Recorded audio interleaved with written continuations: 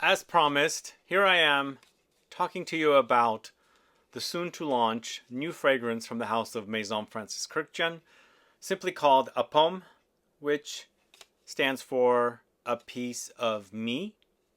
This is launching on the 12th, and I have sampled it already twice, and now I have a sample, and I'm going to report on it to you guys. This is a redo of the original APOM pour Homme, but some are also saying that it's a mix of APOM pour Homme and APOM pour Femme. Is it? You'll find out coming right up.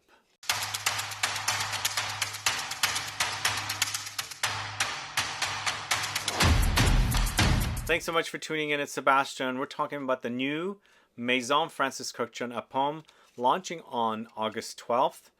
Is this a fragrance that you used to wear back when it was, still selling? I believe the original fragrance, Pour Homme and Pour Femme, launched in 2009. I believe that's when the brand launched. That's when they had the fragrance APOM. It could be a little later, but it was out for a while. And it was a favorite fragrance of mine, and it was usually compared to Gaultier Squared or Gaultier 2, both created by Francis Kurkdjian, by the way. There are a few other fragrances that also remind me of APOM, the original, which I've got here as well. We've got Kobe by XERJOFF, with my little label falling off, unfortunately. And then the cheapie is ALTAMIR. But let's go ahead and speak about the new APOM, which is a unisex offering. Remember, it came in a Pour Homme and a Pour Femme. You can see the Pour Homme written here, right there. So there was a Pour Homme and a Pour Femme. Unfortunately, I just don't remember how Pour Femme was, but from what I do remember, not distinctly, faintly, that it did kind of sort of remind me of the Pour Homme of APOM. Maybe that's why it got discontinued, because it was a bit confusing. Which version do you go with? Now it's unisex, which is how it should be. From a niche house, not releasing a masculine and a feminine, it should be all unisex, I think. But the new APOM launches on August 12th. It's a 2024 launch. It's unisex, comes in Eau De Parfum concentration, and once again created by Francis Kurkdjian, which the brand name is named after. I would consider this an amber floral, and I can go an extent and call it an amber floral aromatic fragrance, because it does have those qualities as well, but it's a lot of amber and a lot of floral notes, in this case orange blossom, and some aromatics as well. The brand is reporting lavender accord, orange blossom accord, and soft ambery accord. Those are the notes that they report on this fragrance or about this fragrance. But with my two tests, I've tested this fragrance out twice already from samples, and now I have an actual sample that I can talk to you about, because the other samples were not mine, obviously. So what I got was some slight animalic muskiness, which is really, really great about that. And I don't really get that from the original, unfortunately. It didn't have that much of it, but it's somewhat supposed to be like that, especially with the Gaultier Squared being reported as that on the Gaultier, Jean-Paul Gaultier website. In this fragrance, they credit musk, amber, and vanilla. But when you read the details and find them on the damn website, they also mention sandalwood and jasmine. But when I shot my review of this one, I didn't see the word jasmine come up, or like orange blossom.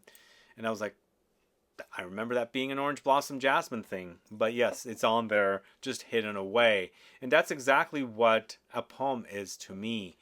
It's an amber floral, but focusing on the orange blossom, but I feel like there's jasmine in here, because I get some funk, as I said, some animalic touches, and there's definitely some muskiness. But there's also some other things that I'm going to tell you about that I get from this fragrance that are very unique to the new version in comparison to the old version. So let's go ahead and smell this and give you some more details as to what I'm getting. But in general, it does come off animalic. I'm also getting some aldehydes, because there's some slight fizziness in there. I'm reminded of a very luxurious soap, expensive vintage style soap, and also the fragrance gives me some vintage vibes. I don't know why, but I'm getting Lure Blue from Guerlain. I'm not sure why, because that fragrance reminds me of soap, expensive, really high-end soap that has a kind of a vintage classic smell to it. And I'm getting that here a little bit with the whole APOM DNA, which is so, so amazing, by the way. Really enjoying that part about it. The whole vintage thing, the musky thing, the animalic thing. And it's kind of a breath of fresh air with Maison Francis Kurkdjian because they've been giving us a lot of fresh fragrances lately. I'm a bit bored of them. I don't hate the fresh fragrances, but I wanted something a bit more interesting. Now, I'm glad they brought a APOM back. Are they going to bring back Absolute Pour Le Soir as well? We can only pray and hope, right? Because that is my favorite fragrance of all time from MFK. It's so damn good. So I'm hoping they bring that back. But let's go ahead and give you some more thoughts on this. There's definitely a laundry clean effect happening. That's where I'm getting the soapiness. It's certainly the reminder of APOM, the Pour Homme I'm familiar with. Sometimes it's referred to as Homme, sometimes Pour Homme, but my bottle says Pour Homme, as you can see. It's giving me some reminders of Kobe, but Kobe does go into a different direction. That's XERJOFF's take. It also gives me some ideas of Gaultier 2 or Squared. But on skin, the Animalics do come through a lot more than on the strip. On the strip, to me, it's a bit more laundry-like, less animalic, but on skin, it's a bit ferocious, and I like that about it. It's not an overwhelming animalic fragrance, but some people might be a bit sensitive to musks and animalics, and so when you're sensitive to something, like when you resist, it kind of persists kind of a thing, so that animalic quality might shine through a lot more when you kind of enjoy that kind of a thing. But overall, it's very floral. It's very ambery. It's an amber floral fragrance before I can say it's an amber floral aromatic. The aromatics part about this fragrance is probably the least amount of the side of this fragrance. So it's more of a heart and a base notes fragrance for me rather than a top notes. I'm assuming the top notes are where the lavender accord lives. It's usually typically associated with top notes, but I feel like this is more of a heart notes. Lavender kind of ends up in heart notes as well. But again, it's mostly about the orange blossom accord, and I feel like there's jasmine in this. Maybe they're not crediting it, but there are some similarities and similarities from the two flowers. They do have some slight similarities, whereas the orange blossom does have more of a citrusy edge with all that floralcy, and then the jasmine is more focused on all that floralcy, none of the citrusy touches, but it can go indolic and have that animalic quality about it there. So good. This is really, really great. I think those of you that are fans of this fragrance will probably enjoy it. Those of you that are fans of slight musky animalic fragrances will probably like it if you also like that DNA. I just don't find this particular fragrance very new. It's been done before, obviously, with Gaultier Squared or 2. And then he did it again with, APOM. And I just don't understand the reason why they discontinued both APOM Pour Homme and Perfume. And then now we've got a unisex offering in one bottle. I don't know. I don't know what the reasoning behind that is. I'm fine with it. I think what they gave us is really, really great. There's some feedback out there that some people are so used to the original that are saying that this might be not as great. And also some people are saying this is a combo of the Pour Homme and the Perfume together. Again, I can't really offer my opinion on that because I just don't remember the APOM Perfume. I do remember it having some similarities to the original APOM and also reminding me a little bit of Gaultier Squared, but I don't remember. So is this a recreation of the two fragrances combined into one?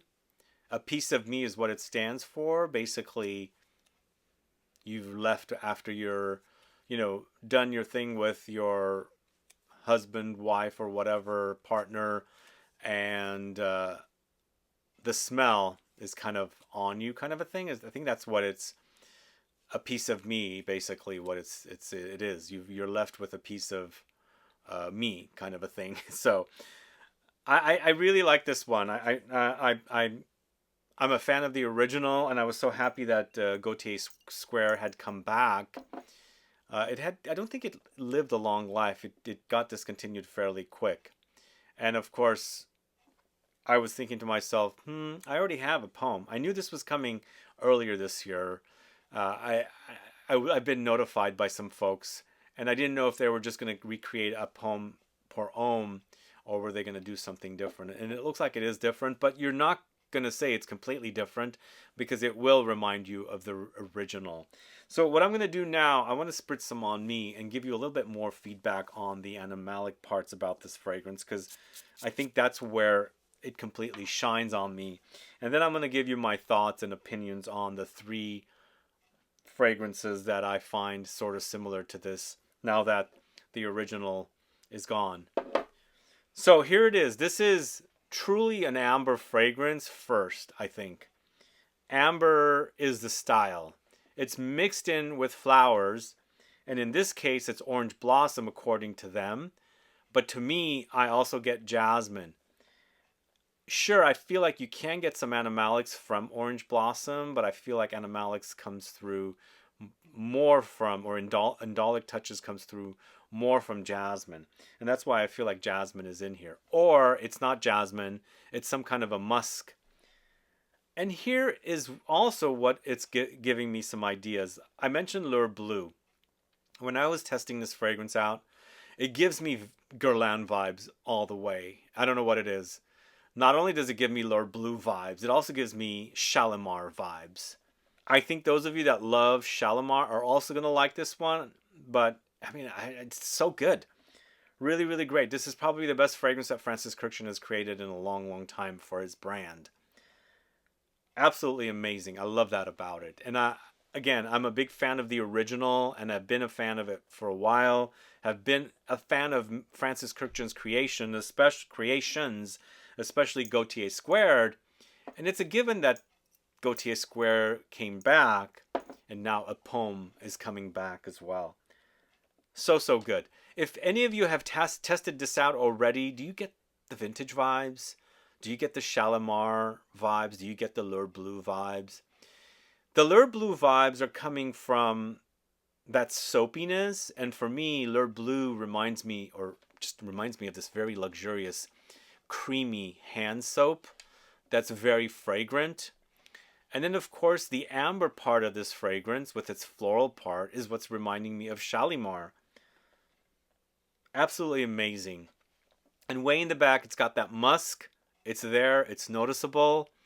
On top of that, the funkiness is there. There's a slight animalics on my skin. It's just the right amount of animalics. I love that about it. A little more, probably this will make it a more of a cult fragrance, not very mass appealing. Although I don't think this will be very mass appealing. I don't think so. To me, it's very old school, and that's what I like about it. But I hope you guys get to try this and, report back on what you get from this fragrance. Is it going to be too musky animalic for you? Is it going to be too old school smelling for you? Or are you going to totally embrace it and love the idea of an amber floral fragrance with, some aromatics thrown in, according to the brand, but getting all that musky animalic funk that I'm getting? That's really, really appealing to me. Anyway, those are my thoughts on APOM, the new fragrance coming from Maison Francis Kurkdjian. Do let me know if you've gotten your nose on it. Do let me know if you're anticipating this one. And have you worn the original? And now what I want to do is quickly smell the 3 fragrances that I said do remind me of APOM. XERJOFF's Kobe, Jean-Paul Gaultier's Gaultier Squared, and Ted Lapidus' ALTAMIR. In case you don't want to wait for APOM to launch on the 12th, you can order these online. So first off, as I was saying, my bottle of Kobe has the the label thing come off. I tried to stick it on there with some tape. It's not working. I'm going to have to use some glue. But Kobe features notes of Neroli, orange, Petitgrain, Rosewood, Oud wood. I call this one of the super citruses of XERJOFF, which also includes Oudin and Neo. And it totally reminds me of APOM. But to me, this is very citrusy and green. The bitterness of the Petitgrain is quite prominent here. So it definitely takes APOM into that more bitter green, leafy, orange tree leafy kind of direction. But when you're wearing it, you'll truly be reminded of it, but in a more green direction, the leafy direction. There's a bitterness about that green leafy note of the orange, bitter orange tree, and it's shining here against the neroli and the orange touches for sure. It's a great fragrance. I really do enjoy that one. I considered it a really wonderful offering from that house. I rarely speak about it though. I don't know why. Let's quickly also smell Gaultier Squared. Let me know if you're familiar with this one. Again, when I shot my review, I didn't see the section on the website because it's all hidden, where it said it also features jasmine and sandalwood. In the notes, main notes breakdown for this fragrance, it says musk, vanilla, and amber. This to me right now, Gaultier Squared right now, doesn't remind me of APOM much. It's that same style, maybe lightly hinting at it, but to me it's a different fragrance. I'm uncertain who worked on the latest version of Gaultier Squared. Did Francis Kurkdjian work on it because it was his formula? I'm assuming he can't do that because he's part of LVMH and with Dior. So that's why I feel like this is very different compared to, even compared to Kobe from XERJOFF. It doesn't remind me of APOM. But it is a really nice fragrance for sure. It's very ambery, it's very musky and vanilla-like, and in the faint background you get the jasmine thing, and then also, of course, it's got some woods in there. But very different compared to APOM. I think the new version is so different. And then last but not least, ALTAMIR. Are you guys familiar with this one? This is a budget one, and this bottle is from around 2013. I'm not sure how good the current formulations are for this, but LAPIDUS has some really potent fragrances, so most likely it's still good. But this is Tonka, Amber, Orange Blossom, Neroli, and Pineapple. You can tell that the quality of the ingredients are not as good as some of the other fragrances, but you can totally get away with wearing this. Again, it doesn't really remind me too much of APOM, but it's the similar idea with light hints of it. You can get away with this, wearing this for sure, and feeling like you're wearing APOM. But there you go. Those are 3 alts to APOM. And APOM is launching very, very soon. If you can't wait, those 3 are available. The original APOM pour homme is unavailable now, unless you get it from some reseller or something. But I'm excited for the new APOM. I really enjoy it. I really love the reminder of the vintage Guerlain style fragrances, especially Shalimar and L'Heure Bleu. I hope you guys get that too. Let me know. Put a comment down below. But either way, thanks so much for watching today's video. If you have any questions or comments, please do list below. Please like this video. Please share it. Follow me on Instagram and Facebook, and I'll be back with more videos very soon. And don't forget, yesterday I did a whole video on price increases, not only on Maison Francis Kurkdjian fragrances, Eau De Parfums, Wilhelm Parfumerie, Maison Crivelli, and there was one other brand now I'm forgetting. But please go catch that video so that you'll understand the price increases coming for all 5 brands. See you later. Bye-bye.